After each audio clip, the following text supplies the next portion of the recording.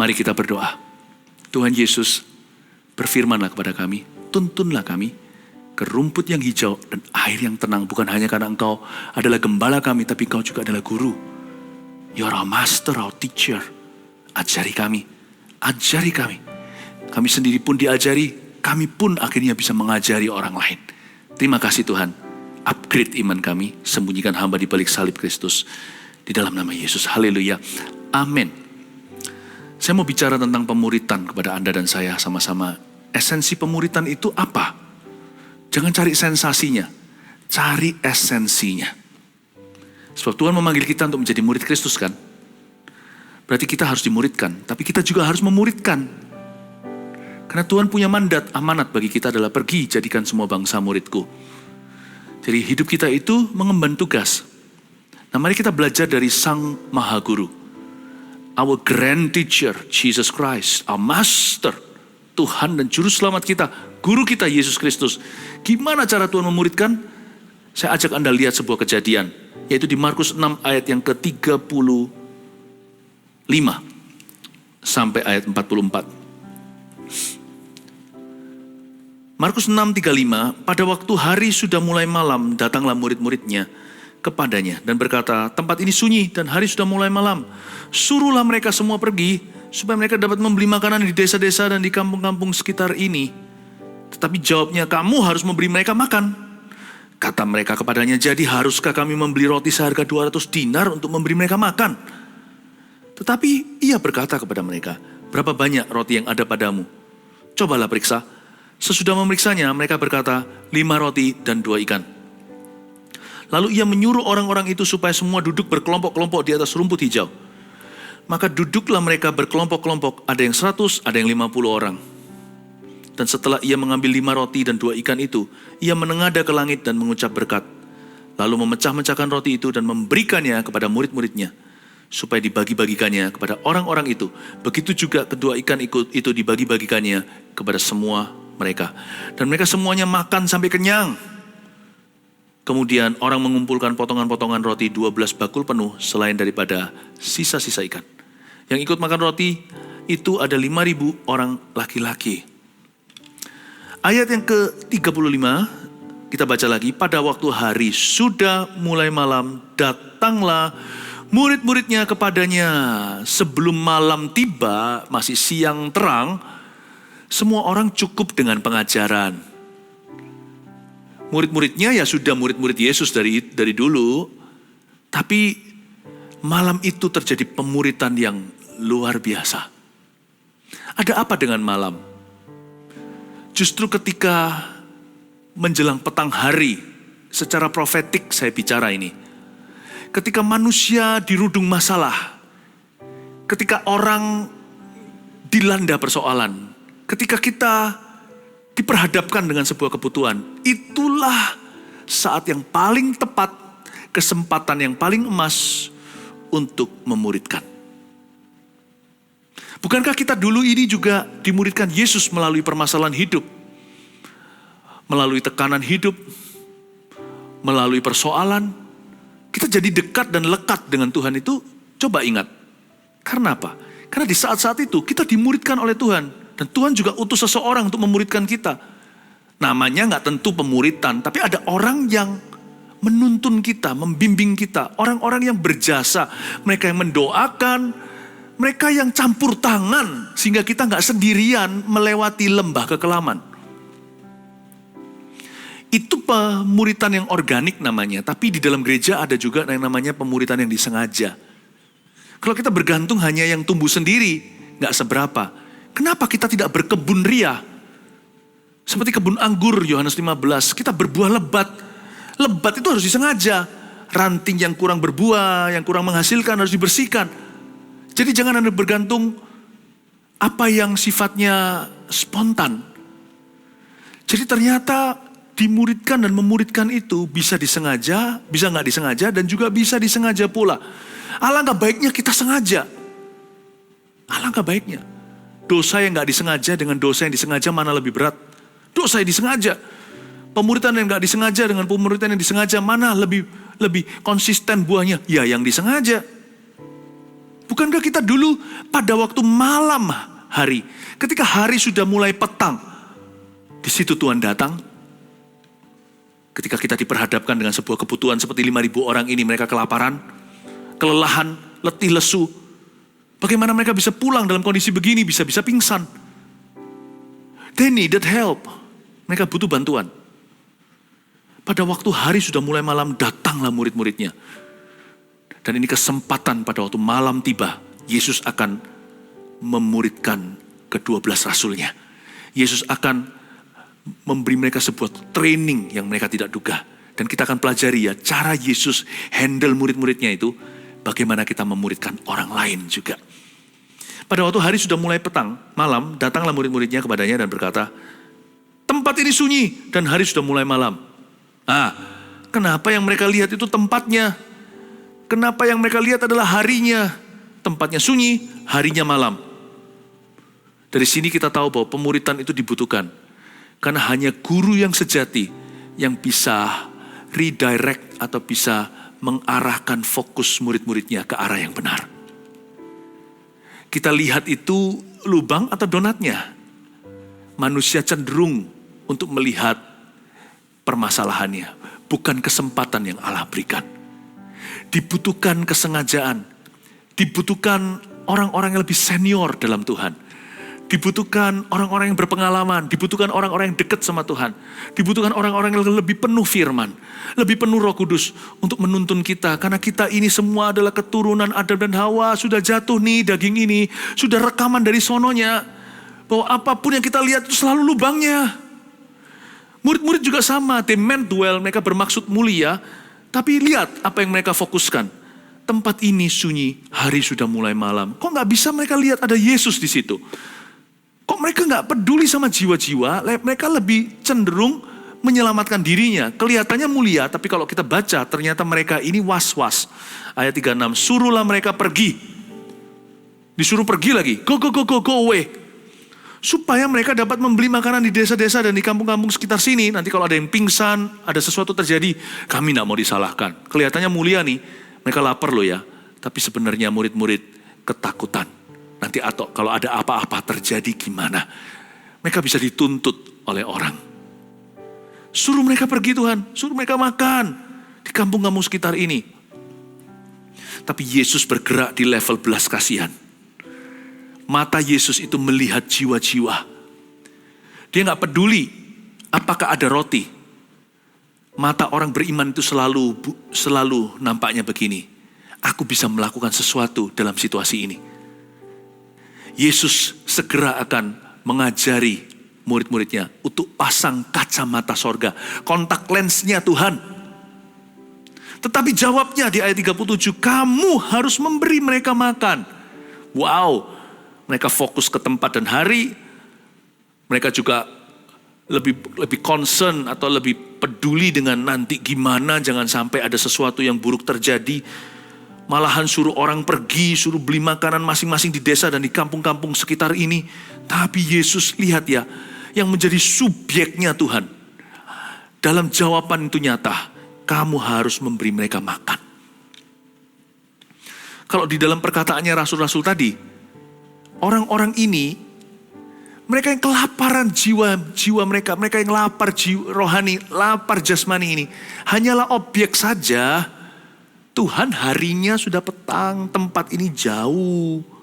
Suruh mereka beli di kampung-kampung, makan sendiri. Mereka hanya objek, subjeknya itu tempat jauh, harinya sudah petang, jangan sampai sesuatu buruk terjadi, nanti yang dituntut adalah kami. Kalau Yesus lain, subjeknya ada dua. Kamu harus memberi mereka makan. Pertama-tama Tuhan bilang mereka harus makan. Lalu Tuhan tunjuk pelayannya. Kamu yang memberi mereka makan. Subjek satu adalah mereka. Subjek dua adalah kamu. Fokus Yesus itu bukan kepada tempat sunyi, hari petang. Nanti orang ngomong apa. Atau concern sendiri, ketakutan yang tidak terbukti. Fokus Yesus adalah jiwa-jiwa. Mereka harus makan. You feed them, kamu yang memberi mereka makan. Itulah gunanya pemuridan yang sejati. supaya kita itu punya fokus yang benar. Jelas lagi, mataku tertuju kepada Tuhan dalam segala perkara. Dibantu kalau kita mulai tersesat mata, kita mulai menyingkir ke kiri dan ke kanan. Mulai kita tidak pada porosnya atau poros kehendak Allah. Dimulai dengan mata kita, mulai memandang sesuatu kecuali janji-janji Tuhan itu. Disinilah dibutuhkan tangan pemuritan untuk mengarahkan kepalanya, wajahnya kembali melihat ke salib Kristus dan melihat ke jiwa-jiwa, kembali melihat kepada sorga dan melihat ke bumi. Datanglah kerajaanmu, jadilah kehendakmu di bumi seperti di sorga. Ini tangan pemuritan mengarahkan mata orang kepada Tuhan and what He can do through you. Apa yang Tuhan bisa lakukan melalui aku, melalui engkau dan aku. Itulah intisari pemuritan. Pemuritan itu bukan program dalam gereja. Pemuritan itu arah hidupnya. Tuhan mengarahkan mata mereka kepada jiwa-jiwa. Kamu harus beri mereka makan. Mereka harus makan. Mereka harus makan. Luar biasa ya, Tuhan sedang mengajari sesuatu kepada murid-murid ini. Untungnya hari sudah mulai petang. Di depan terbentang sebuah kebutuhan yang tak terhingga. Yang mereka tidak akan mampu secara manusia untuk memenuhinya. Tapi jawabnya, ayat 37, kamu harus memberi mereka makan. Kata mereka kepadanya, jadi haruskah kami membeli roti seharga 200 dinar untuk memberi mereka makan? Tetapi ia berkata kepada mereka, berapa banyak roti yang ada padamu? Cobalah periksa. Sesudah memeriksanya mereka berkata 5 roti dan 2 ikan. Masa Tuhan gak tahu sih? Tuhan tuh maha tahu. Tuhan tahu segala sesuatu. Nathanael belum datang aja Tuhan berkata, aku udah melihatmu di bawah pohon tertentu. Doa apa saya tahu. Inilah Israel sejati, tidak ada kepalsuan di dalam dirinya. Dia pergi ke Yeriko, ada orang dari jauh, langsung dia tunjuk, Sakius turunlah, aku mau menumpang di rumahmu. Belum kenalan, belum tahu itu orang siapa. Karena Yesus adalah anak Allah, dia maha tahu. Masa dia gak tahu sih? Masa Tuhan gak tahu ada berapa banyak roti yang tersisa di sana? Bukan tersisa, tersedia. Tapi Tuhan tanya sama murid-muridnya, berapa banyak ya roti yang ada padamu? Cobalah periksa. Bukan supaya mereka datang dengan informasi. Tapi supaya mereka mengerti. Pemuritan itu, intisarinya ini. Mengajari kita. Agar kita mengelola dulu apa yang kita miliki hari ini. Pemuritan itu gak dari langit. Pemuritan itu dari bumi. Kita lihat apa yang sudah kita miliki. Kita syukuri. Kita kelola itu. Pemuritan selalu mulai dari apa? Dari you and me. Saya kalau mau memuridkan seseorang, saya gak mulai dengan sesuatu yang muluk-muluk. Saya mulai dari orang itu. Dari kegagalannya. Dari kelebihannya. Dari kekurangannya. Dari situasinya. Dari isi hatinya. Saya mulai dengan dia. Dari perasaannya, pemikirannya. Lalu saya luruskan, saya fokuskan. Fokuskan ke Tuhan. Dan fokuskan kepada amanat agungnya. Cara saya memuridkan gereja juga demikian. Memuridkan orang-orang secara langsung. Maupun dari jauh menggembalakan secara media. Komitmen saya satu. Saya akan selalu membantu orang lain menyadari. Biarkan Roh Kudus memakai saya untuk menyadarkan. Bahwa tidak ada orang yang tidak punya apa-apa. Kita semua minimal punya 1 talenta. Tuhan menciptakan kita dalam gambar dan rupanya. Berarti kita ini sudah punya kekayaan terpendam di dalam diri kita. Andai kata diaktifasi oleh Yesus Kristus ketika kita menerima Tuhan. Itu menjadi senjata kebenaran. Andai kata kita diurapi sama Roh Kudus. Itu akan menjadi sesuatu. Itu akan menjadi sesuatu yang bertumbuh. Tapi Yesus berkata, berapa banyak roti ada padamu? Coba periksa. Sesudah memeriksanya mereka berkata 5 roti dan 2 ikan. Tuhan tidak berkata, oh gitu ya. Tuhan tidak tahu. Ya. Lalu ia menyuruh orang-orang itu supaya semua duduk berkelompok-kelompok di atas rumput hijau. Ayat 39. Maka duduklah mereka berkelompok-kelompok. Ada yang 100, ada yang 50 orang. Ayat 39 dan 40. Yesus suruh mereka semuanya, kalayak ramai 5.000 laki-laki itu, belum lagi perempuan dan anak-anak. Suruh duduk berkelompok-kelompok di atas rumput, ada yang 50, ada yang 100-an. Pemuritan itu sebaiknya terjadi di kelompok yang kecil. Karena setiap orang akan terlayani, setiap jiwa akan terpuaskan.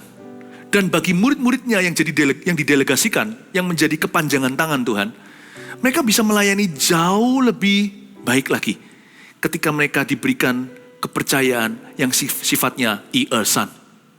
Bukan sesuatu yang sifatnya ribuan langsung, tapi 1, 2, 3, A, B, C, D, E, F, G. Seperti alfabet. Tuhan itu personal. Dia ingin sekali agar kita punya pelayanan itu menyeluruh. Menjamah setiap linear manusia. Menjamah bukan hanya tubuh, tapi jiwa dan rohnya. Tubuh, jiwa, rohku, kuserahkan padamu. Tuhan ingin mendatangkan pelayanan yang totalitas dan menyeluruh. Our God is very detailed. Allah kita itu adalah Allah yang sangat detail. Kalau nggak percaya, lihat alam semesta. Hari pertama dia cipta apa, hari kedua, 3, 4, 5, 6, 7 dia beristirahat. Detail sekali cara menatanya. Spesifik coba lihat. Di atas daratan ada gajah. Di bawah juga ada gajah namanya dugong di lautan. Ada kuda beneran, ada kuda laut. Mirip ya, tapi satunya bisa bernafas di dalam air. Yang satunya bisa berlari kencang. Tuhan itu detail sekali buat perbedaannya di mana. Karena itu jangan heran Allah kita tidak grosiran. Yang namanya pertemuan-pertemuan besar itu adalah perayaan. Tapi memuridkan itu perlu, mesbah keluarga juga harus ada di dalam setiap rumah. Papa mama kumpul sama anak-anaknya. Tapi meskipun demikian, tetap papa atau mama, papa dan mama masing-masing harus punya hubungan yang sangat pribadi, personal, detail dan spesifik dengan masing-masing putra atau putrinya. Mentoring itu harus personal, mesbah itu bisa bersama. Yesus suruh mereka duduk kelompok-kelompok supaya mereka terlayani semua, tidak ada yang tersisakan, tidak ada yang terlewatkan. Ayat 41. Dan setelah ia mengambil 5 roti dan 2 ikan itu, ia menengadah ke langit dan mengucap berkat, lalu memecah-mecahkan roti itu dan memberikannya kepada murid-muridnya, supaya dibagi-bagikan kepada orang-orang itu. Begitu juga kedua ikan itu dibagi-bagikannya kepada semua orang. Setelah dia kumpulkan semua, Yesus melakukan sesuatu. Dia menengadah ke langit, mengucap berkat, lalu memecahkan, miracle happen. Mujizat terjadi. Pemuritan itu bukan program, metode, sistem, bukan. Baik itu di rumah. Kadang-kadang ada ayah yang berkata begini, loh pastor saya harus mulai dari mana ya untuk memuridkan anak saya. Pemuritan itu berjalan. Gak ada satu pakemnya apa. Bisa punya materi kalau sesuatu yang formal seperti di gereja. Ya kan gereja masing-masing ada pemuritannya. Kalau gak ada ya mulai cari. Bahkan di dalam pekerjaan di sekuler, di marketplace pun ada orang-orang yang on training. Ada training manualnya. Pemuritan itu harus ada, pemuritan berjalan. Tapi yang Yesus lakukan sekalipun sudah ada organisasinya, duduk 50 atau 100-an. Dan sudah ada delegasinya, udah jelas loh ya. Jadi Tuhan di sini sangat jelas hierarkinya. Bukan tatanan atas bawahan, bukan. Tapi Tuhan itu siapa dulu yang menerima, untuk siapa, sudah jelas di depan. Dia membagi-bagikan, menyerahkan roti yang dipecah-pecahkan kepada murid-muridnya dulu. Dari tangan muridnya baru ke dunia. Ya. Benar-benar ini adalah sebuah kebenaran yang sangat-sangat jelas sekali bahwa Tuhan rindu memberkati hidupmu dan hidupku agar kita jadi berkat buat orang lain. Jadi kita punya misi, kita punya tujuan dalam berkat itu tersendiri. Kita punya, kalau kita diurapi itu bukan untuk kita, itu untuk orang lain. Kalau kita diberkati, berkat kita sudah jelas sekali adalah supaya kita membagikannya kepada orang lain selain kita mengelolanya dalam hidup ini. Jadi Tuhan itu rindu mengangkat hidupmu. Jadi bukan hanya memberimu tujuan, tapi dari sini kita juga jadi mengerti niat hati. Jadi saya jadi paham intention atau maksud hati Bapa Surgawi. Jadi jangan kita itu berdoa seolah-olah Tuhan itu gak mau berkati. Tuhan berkati aku ya, ketakutan jangan-jangan aku gak diberkati oleh dia. Tuhan rindu. Ini sudah jadi hukum gravitasinya Tuhan. Ini sudah menjadi seperti hukum alami. Sebelum Tuhan memberkati dunia, dia mau memberkati muridnya dulu. Berkat itu dititipkan ke tangan mereka untuk dibagikan. Tapi mereka sendiri juga tidak luput dari berkat Allah. karena seorang pekerja patut mendapat upahnya. Buktinya mereka pulang, bawa 12 bakul. Coba saya tanya, berapa murid Yesus hari itu? Berapa rasul? 12. Masing-masing pulang bawa 1 bakul, tapau pulang ke rumah.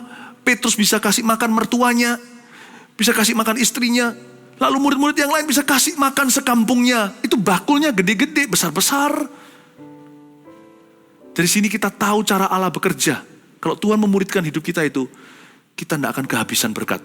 Asal jangan gini sama berkat.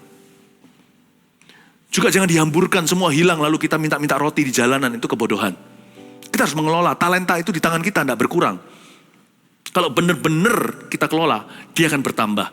Buktinya, orang yang 1 talenta tidak dikelola, tetap 1, dia dihukum Allah.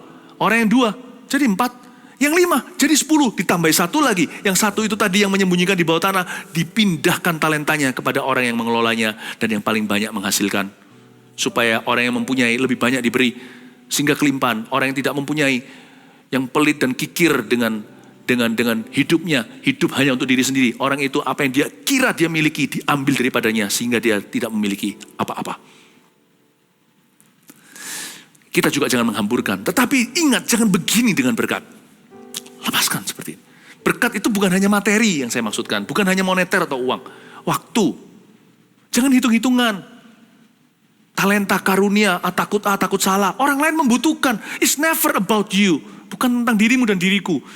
Kalau kita disuruh mendoakan itu jangan takut nanti, aduh takut malu. Kenapa malu sih? Doa itu bukan performa. Mendoakan orang lain itu kebutuhan mereka. Jadi kalau kita mendoakan mereka, kita itu berguna. Jadi bukan tentang Anda dan saya. Jadi jangan gini sama berkat. Kita tahu sekarang lewat kejadian ini, cara Tuhan memuridkan hidup kita. Bahwa kita tidak pernah diberkati untuk diri sendiri. Kita tidak pernah berkarunia untuk diri sendiri. Kita tidak pernah diurapi untuk diri sendiri. Kita tidak pernah happy untuk diri sendiri. Kita bukan punya waktu supaya kita bisa kill time. Supaya kita bisa bunuh waktu sendiri atau sia-siakannya. Sekarang kita mengerti tujuan kita lebih tinggi. Tapi juga kita memahami bahwa Allah ternyata berniat memberkati. Lihat, sebelum dia memberkati orang dengan roti dan ikan juga, dia taruh di tangan murid-muridnya. Dia memberikannya kepada murid-muridnya supaya dibagi-bagikan kepada orang-orang itu. Oh Lord, you want to bless me, thank you. Nggak usah curiga, cari dulu kerajaan sorga dan kebenarannya. Segala itu akan ditambahkan kepadamu. Pemuritan itu tidak ngejar berkat. Pemuritan itu ujungnya mengejar misi Yesus Kristus. Berkat itu hanyalah sarana. Pemuritan yang benar akan membuat orang sadar. Dan Yesus hari itu mengajarkan kepada mereka kebenaran yang sejati ini. Dan selain itu, Yesus menengadah ke langit dan mengucap berkat. Jadi dari sini kita tahu bahwa pemuritan bukan program manusia. Apolos bisa menyiram, Paulus menanam. Bukan yang menanam atau menyiram yang paling penting. Yang paling luar biasa, yang paling penting, yang paling perlu adalah Tuhan yang membuatnya bertumbuh. Dan setelah ia mengambil 5 roti dan 2 ikan itu, ia menengadah ke langit dan mengucap berkat. Yesus mengangkat wajahnya ke atas dan mengucapkan berkat. Pemuritan itu, hasil pemuritan itu hanya di tangan Tuhan. Anda bisa latih orang training on the job, ya kan? On job training nih ceritanya. Orang itu bisa enggak? Itu rahmat Allah. Buktinya Anda bisa latih orang ya juga nggak nyampe juga bisa otaknya. Ya, bisa aja kita membuat keputusan-keputusan yang bodoh setelah kita dilatih sekian lama. Semua itu anugerah Allah. Jikalau bukan Tuhan yang membangun rumah, sia-sialah orang membangunnya. Sama, kita bisa muridkan mati-matian. Hasilnya nggak seberapa.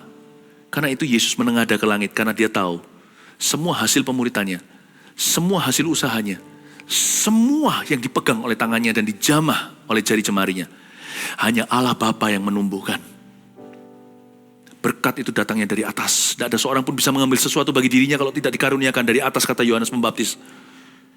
Ketika mereka, murid-muridnya berkata, kenapa Yesus begitu berpengaruh? Yohanes berkata, itu semua karena dikaruniakan dari atas. You tidak bisa tiru. Makanya Yesus menengadah. Makanya Yesus menjadi manusia yang berdoa. Anak Allah, 100% Allah, 100% manusia. Yesus Kristus ini menjadi a man of prayer. Getsemani contohnya. Bukan Bukan hanya Getsemani, berkali-kali pagi hari muridnya bangun tidur, lihat Yesus nggak di situ. Sampai murid-muridnya tergerak dan berkata, Tuhan ajari kami untuk berdoa. Karena mereka melihat dengan kasat mata, guru mereka adalah seorang manusia doa. Yesus mengucap berkat, dia nggak bergantung dengan materi, dia tidak bergantung dengan roti. Kita memuridkan juga tidak bergantung dengan materi itu. Makanya itu seorang hamba Tuhan, saya sendiri praktekkan. Sebanyak-banyak saya memuridkan, lebih banyak saya berdoa, minta Tuhan menumbuhkan. Karena saya hanya bisa menabur dan menyiram. Saya punya anak mau diajari gimana pun juga, tetap akhirnya kan tergantung mereka. Makanya saya bergantung doa, menengadah ke atas dan mengucap berkat. Miracles don't come from discipleship, miracles come from above. Mujizat bukan datang dari pemuridanmu, mujizat datang dari sorga. Mintalah. Ayat 42. Dan mereka semuanya makan sampai kenyang. Kemudian mereka mengumpulkan potongan-potongan roti 12 bakul penuh. Selain daripada sisa-sisa ikan yang ikut makan roti itu, ada 5.000 orang laki-laki. Mereka kumpulkan potongan roti 12 bakul. Ngapain sih? Kan terjadinya lewat mujizat. Dari 5 roti 2 ikan, semua makan, masih ada sisanya. Mereka nggak tahu itu 12 bakul. Waktu dikumpulin, baru ketahuan ternyata 12 bakul penuh. Persis angkanya atau jumlah para rasul hari itu. Tapi ketika mereka kumpulkan sisa-sisa, mungkin beberapa menggerutu.